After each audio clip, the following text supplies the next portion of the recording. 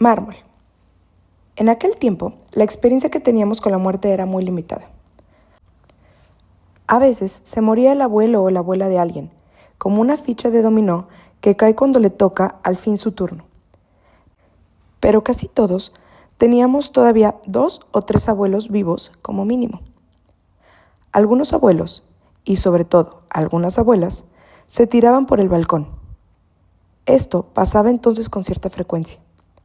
Luego me he preguntado si era algo propio de aquel barrio o de aquella época, una casualidad o una deformación de mi memoria. Sea como sea, sucedía. O yo al menos recuerdo que aquello sucedía. Estábamos jugando tranquilamente en la calle cuando nos llegaban primero los rumores y después los gritos. La abuela de no sé quién se ha tirado de un cuarto, de un quinto, de un 10º piso. Siempre la suficiente altura como para matarse.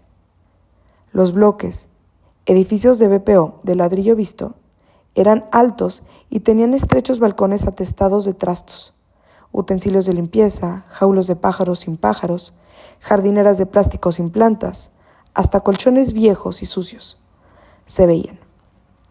A algunos les colocaban un cerramiento de vidrio esmerilado, pero esto, al parecer, no impedía que las viejas se encaramasen para arrojarse desde ahí al vacío.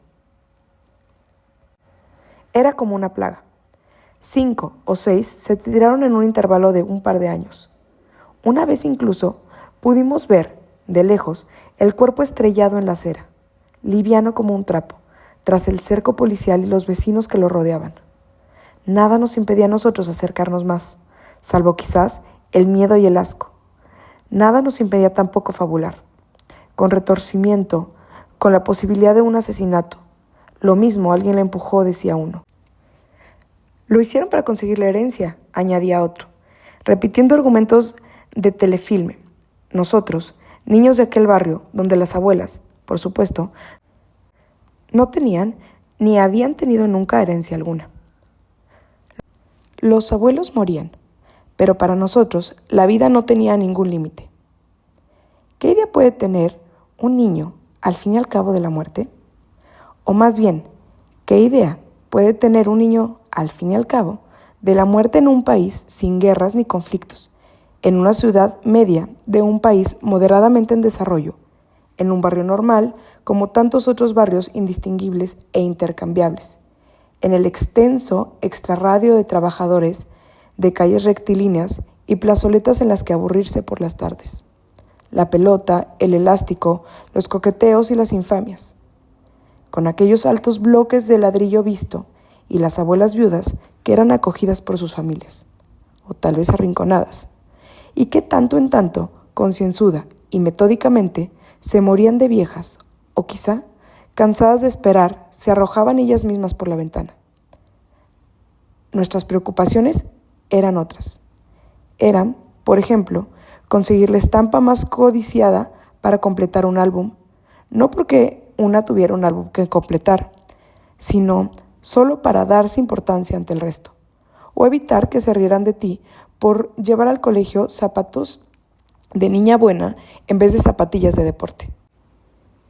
Nuestras preocupaciones pasaban por fingir que te habían dejado ver el programa de televisión que todos veían, pero tú no. Pasaban por sacar buenas notas sin que te calificaran de empollona. Pasaban por hacer caricaturas de todos los maestros. Yo tenía buena mano para eso, sin que te pillaran y te castigaran de cara a la pared. Pasaban porque no te riñeran por coger mal el lápiz y te obligaran a cogerlo bien y a quedarte atrás de los dictados. A veces, también, había otras preocupaciones ante las que latía un orgullo insano, algo así como la emoción de sentir un interior rasgado y vulnerable y asomarse a un abismo sin distinguir con claridad las formas de allá abajo. Fue aquel el tiempo de las llamadas, el inquietante y seductor tiempo de las llamadas. Todas las tardes, justo a la hora en que mi madre llevaba a mi hermano al conservatorio, alguien llamaba a casa y era yo quien cogía el teléfono. Al otro lado, una voz deformada, pero inequívocamente adulta, desplegaba un día tras otro, con asombrosa lentitud, la misma amenaza. Tu padre va a morir, lo vamos a matar. Solo eso, una y otra vez. El aviso con su espaciada cadencia maliciosa. Tu padre va a morir, lo vamos a matar. Tu padre va a morir, lo vamos a matar. Con el auricular pegado a la oreja, inmovilizada por el terror, yo no hacía nada. No respondía, no preguntaba, apenas respiraba. Simplemente escuchaba hasta que no podía aguantarlo más y colgaba.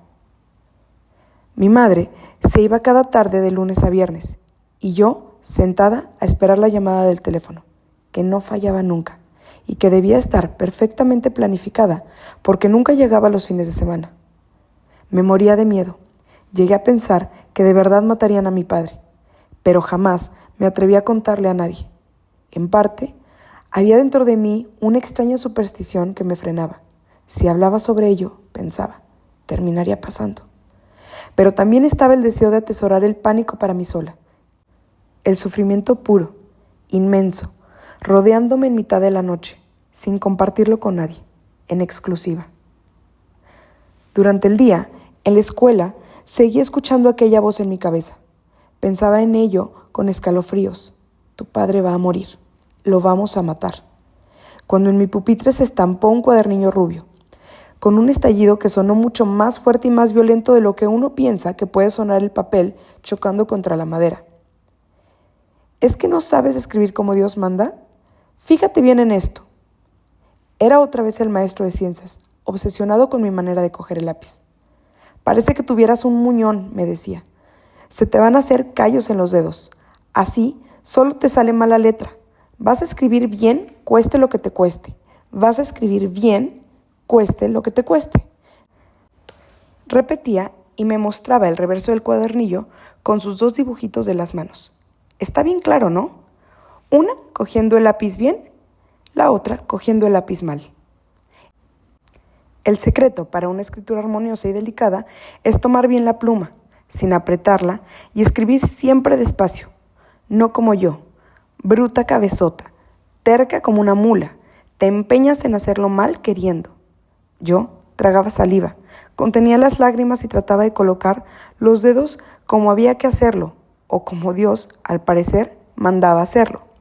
El índice apoyado suavemente sobre el lápiz, el pulgar más abajo, sujetándolo, sin arquear ninguno, sin presionar. Ahora, venga, escribe más rápido, venga, escribe. Pero así iba despacio y siempre me quedaba atrás cuando él dictaba. No aprendes y no quieres aprender, me gritaba. Al final vas a convertirte en una analfabeta. ¿Cuánto me gustaría ahora, si es que aún vive, decirle a aquel maestro que a pesar de coger mal el lápiz y con mi mala letra incluso, acabé por hacerme escritora? ¿Cuánto me gustaría decírselo sin duda? Aunque después de todo, ese deseo no es más que la demostración de que aún sigue viviendo en mí una parte de la niña que fui, acobardada e impotente en aquellos instantes, con el maestro delante de mí, encorvado, insistente, pesado, su olor también insistente y pesado. A pesar de que el mal rato duraba solo eso, un rato. Después, en cuanto él se daba la vuelta, yo volvía a las andadas, indócil, decidida a no aprender jamás como él decía, como los cuadernillos rubio decían, convencida de que a mi modo era mucho más fácil y más rápido, apoyada por la maestra de letras, que jamás intentó corregirme, por mis padres, que nunca le dieron a aquello la menor importancia, burlándome de él y de sus ridículos problemas de aritmética, que con tanto trabajo conseguía copiar cogiendo bien el lápiz. Una mujer va a la carnicería a comprar un pollo de 2 kilos. Después de deshuesarlo y de quitarle las vísceras, el pollo pesa 1.400 gramos. Si los huesos suponen las 3/4 partes del peso de las vísceras, ¿cuánto pesan las vísceras y cuánto los huesos? Aquellos problemas nos daban mucha risa, sobre todo a mí y a mi hermana. Ella había tenido el mismo maestro 2 o 3 años antes. Reírnos de él me acercaba a ella, me hacía sentirme mayor. Aquel hombre no solo estaba obsesionado con el modo correcto de coger el lápiz y de sentarse y de trazar H's y J's y de sonarse la nariz y de tantas otras cosas que había que hacer como Dios manda. También le fascinaba la carne y las vísceras, la chacina y las tripas, las matanzas y las carnicerías. A ellos los llevó de excursión al matadero municipal, donde desfilaron por las instalaciones ensangrentadas y vieron reses enormes colgadas de sus ganchos. Ese día mi hermana volvió a casa muda de la impresión. Hubo protestas de algunos padres, pero el maestro los acusó a todos de blandengues. Pensaba seriamente que quien no era lo suficientemente fuerte o valiente como para enfrentarse al espectáculo del sacrificio de un animal o al despiece de su cadáver, se perdía la belleza que irradia un cuerpo abierto, con su ajustado mecanismo de músculos, tendones y huesos al aire libre. La perfección de la anatomía, decía, y desplegaba con emoción sobre el atril sus láminas del cuerpo humano. Y también se traía el torso de plástico de laboratorio, donde metía con delectación la mano para sacar y mostrarnos de cerca los pulmones, el corazón, el vaso, el hígado. Es cierto que esto ahora suena terrorífico, o al contarlo así, hoy en día suena terrorífico. Pero estoy convencida que no había nada tétrico en aquella especial y poco disimulada pasión suya. Más bien, se comportaba como un niño pequeño, no demasiado inteligente y tremendamente empecinado en sus manías, repitiendo una y otra vez teorías que ya entonces no terminábamos de creernos, como que la proporción demográfica mundial hay 7 mujeres por hombre. O como él decía, con un guiño, tocamos a 7 mujeres por hombre. Bien mirado, todo aquello podía ser divertido. De hecho, era divertido. Cómo lo imitábamos y cuánto disfrutábamos haciéndolo. Qué fácil era, después de todo, ridiculizarlo. Sus andares descompensados, las sonrosadas manitas tras la espalda, nuestra voz infantil impostada tratando de sonar como la suya, alta y chillona. ¿Qué pesa más, el costillar o el lomo de cochino? Así no se atan los cordones. Prohibido bostezar en clase. ¿Es que nunca serás capaz de coger bien el lápiz? La escuela y el fingimiento, las amenazas por teléfono y mi silencio, el insomnio y las risas, la fruta del recreo y mis zapatos de niña buena. Aquello era la vida. Y también era todo lo que se extendía por delante, un camino sin fin, la vida, cosa seria y eterna.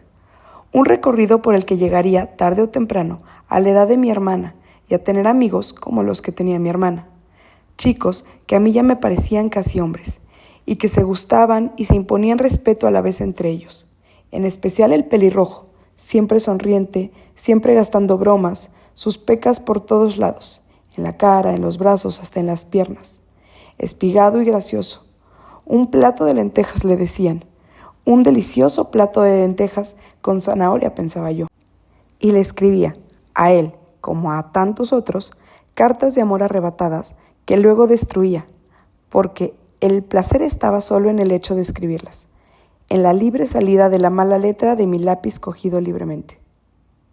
No recuerdo el nombre de aquel chico, solo su apellido, Mármol. Qué triste paradoja.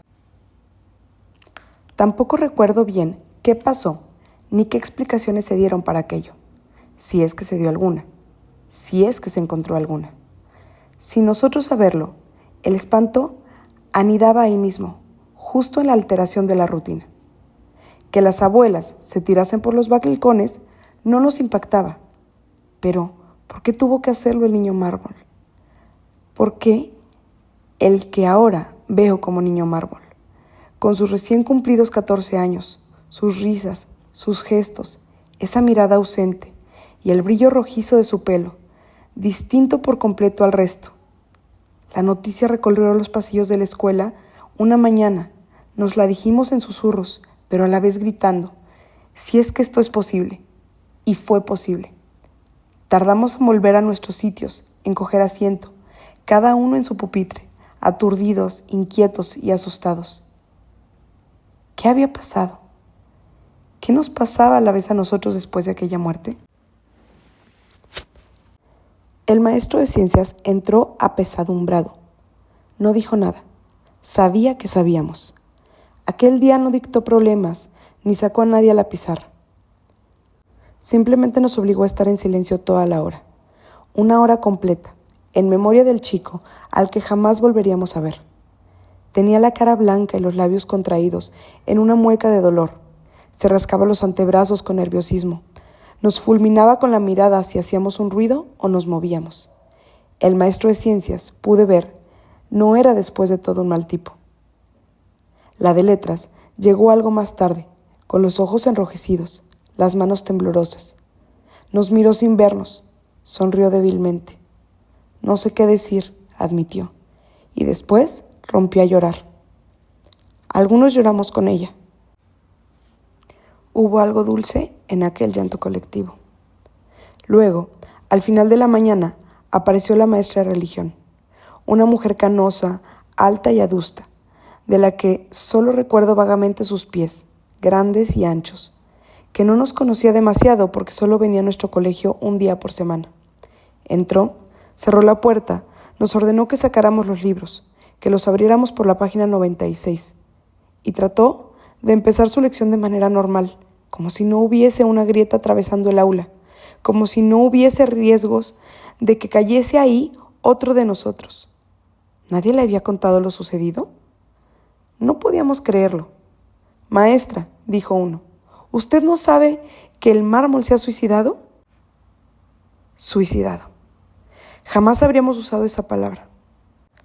Probablemente, el niño que se atrevió a hablar la eligió pensando que así sería más fácil explicarse, o creyendo que quizá era el término adecuado para interrumpir la clase sin que ella se enfadase demasiado. La maestra levantó la cabeza, nos miró fijamente, aguardó unos segundos manteniendo el silencio alrededor, áspero, abrupto, como tensado. Ya lo sé, soltó al fin. Y luego, he dicho página 96. Todos abrimos los libros y nos avergonzamos profundamente de algo sin saber bien de qué. Mármol. Musité para mis adentros como pidiéndole perdón y dimos la clase con normalidad, como se seguirán dando el resto de los días en aquel colegio, sin más alteración que yo recuerde, salvo los habituales avisos de bomba, la jubilación de algún otro maestro, las caracolas inundadas, aquellas aulas prefabricadas y provisionales que se hicieron eternas. Nada mínimamente comparable. Lo cierto es que la vida siguió para nosotros y que durante algún tiempo continuó siendo un asunto infinito. La anomalía no fue, entonces, más que eso, una desviación cuyo significado no entendíamos y no podríamos nunca entender. Las abuelas se siguieron tirando de los balcones, disciplinada y asépticamente. Las llamadas de teléfono dejaron de sonar y fueron sustituidas por otro miedo y por otro dolor que también me guardé para mí sola. Nadie me dio más la lata con mi forma de escribir. Quiero decir, con mi forma de coger el lápiz o el bolígrafo. Y fui pasando de un curso sin problema. Mármol murió y nosotros, todos los demás, sobrevivimos. Lo único discutible, en todo caso, es el recuerdo. ¿De verdad hizo aquello la maestra de religión? ¿Fue una muestra de insensibilidad? ¿Incluso de crueldad? ¿O solo de desconcierto, de la incapacidad de expresar nada? ¿Llevó hasta el final sus principios? ¿La posibilidad de aceptar el suicidio? ¿La osadía humana ante el poder de Dios? ¿Hasta negar incluso la compasión que se debe a unos niños? ¿O sí dijo algo más y hubo alguna explicación o algún lamento que yo no he sido capaz de recordar? Con el tiempo, encontré a una antigua compañera de clase y lo hablamos. Ella lo recordaba más o menos igual que yo. Dimos la clase como si nada hubiese sucedido, confirmó. La maestra incluso se enfadó porque íbamos lentos y no hacíamos bien los ejercicios. No creo que fuese mala persona, añadió. Solo una mujer torpe que no sabía cómo manejar a 30 niños metidos en un aula. 30 salvajes indisciplinados. Tuve que estar de acuerdo. Después hablamos, ella y yo, de otras cosas, de otras desgracias posteriores, accidentes, enfermedades, pobreza y paro. y también de alegrías, mudanzas, hijos, logros medianamente visibles o medianamente secretos. ¿De verdad escribes?, me preguntó riendo. Sí, más o menos, dije. Siempre lo digo, más o menos. ¿De qué cosas escribes?, insistió. Bah, no sé, de esto y de aquello, cosas normales, cosas que me invento o que recuerdo. Ponme un ejemplo. Dudé. Ahora, al hablar contigo, me entraron ganas de escribir sobre mármol. Ella abrió los ojos sorprendida. Pero no recuerdas bien los detalles, me advirtió con aprensión. Puedes equivocarte. No exactamente sobre mármol, corregí. Sobre cómo era la vida cuando pasó lo de mármol. Sobre cómo era mi vida cuando pasó lo de mármol. Temerosa, volví a corregir. Sobre cómo lo veía yo. Una recreación, una mentira. Vi que se tranquilizaba. Nada importante. Ella se acordaba perfectamente de mi manera de coger el lápiz. Era horrible, dijo. Como si en vez de una mano tuvieses una garra de pollo. Ah, la mala letra, reímos ambas. Como si acaso fuese posible sacar buena letra de un lápiz torcido.